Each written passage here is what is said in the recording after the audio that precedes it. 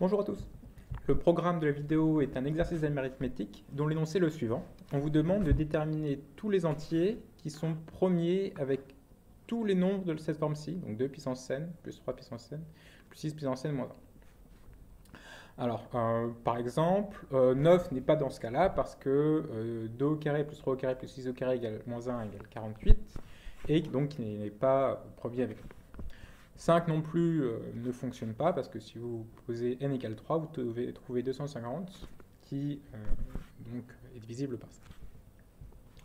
Alors, donc, question, est-ce qu'il y en a des entiers qui vérifient l'énoncé ou pas? Et s'il y en a, quels sont-ils?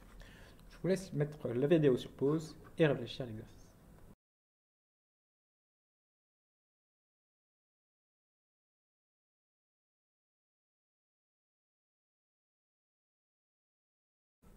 Alors ici, l'indication elle peut sembler un peu bizarre, parce que ici c'est quand même un exercice d'arithmétique, donc normalement on ne travaille qu'avec des entiers.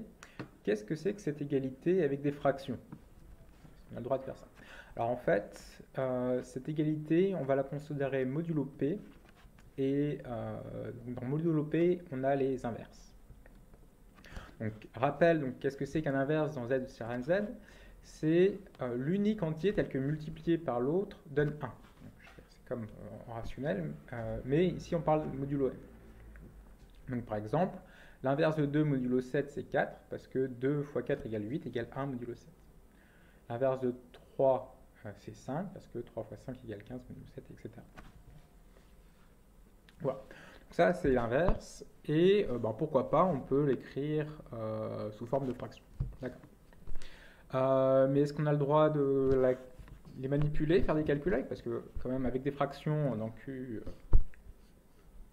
je sais faire plein de choses. Là, avec ces définitions, est-ce qu'on a le droit de faire nos calculs? Donc par exemple, est-ce que la multiplication de fractions donne la même chose? Est-ce qu'on peut simplifier une fraction? Donc en divisant en haut et en bas par le même nombre.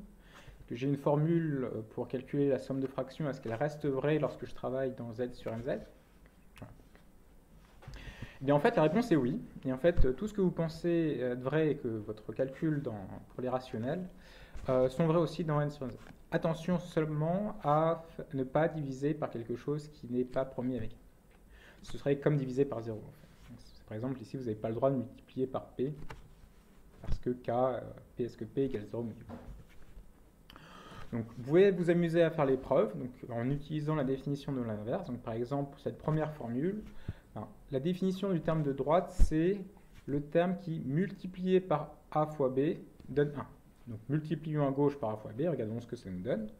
Eh bien, le b se simplifie avec b moins 1, donc ça donne 1. Le a se simplifie avec a moins 1, donc cela donne 1. Donc, au total, ça nous donne bien. Ça, c'est la première version.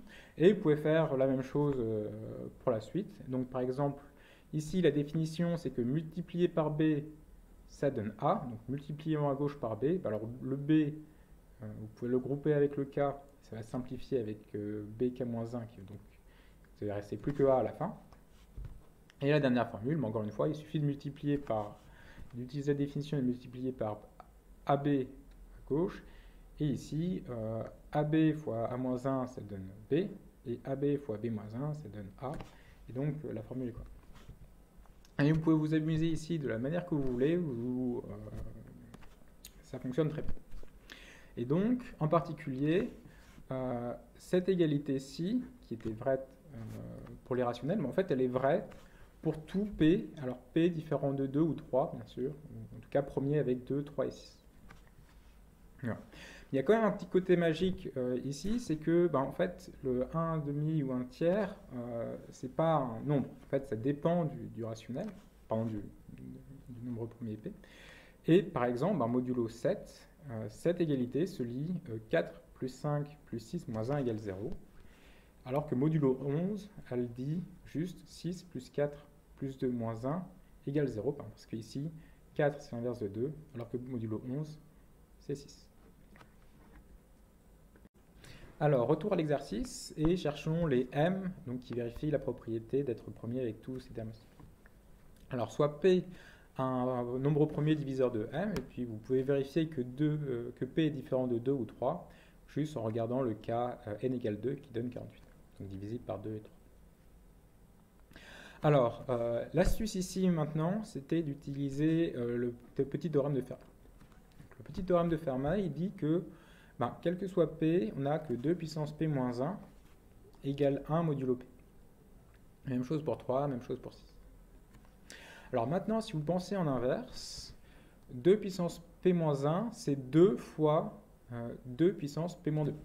Juste par définition de la puissance. Et définition de l'inverse, ça donne 1. Donc, 2 puissance P moins 2, c'est l'inverse de 2. Même chose pour 3, même chose pour 6. Et là, on peut utiliser l'indication pour l'exercice. Donc, cette égalité, 2 puissance P moins 2, etc., je utilise cette égalité, donc c'est 1 demi plus 1 tiers plus 1 sixième moins 1. Et le tout, c'est égal à 0 modulo P. En particulier, on n'a que P divise le terme de gauche, et donc n'est pas premier avec le terme de gauche. Et ça conclut l'exercice, ça veut dire qu'il n'y a pas de solution. Voilà, j'espère que l'exercice vous a plu, et à très bientôt.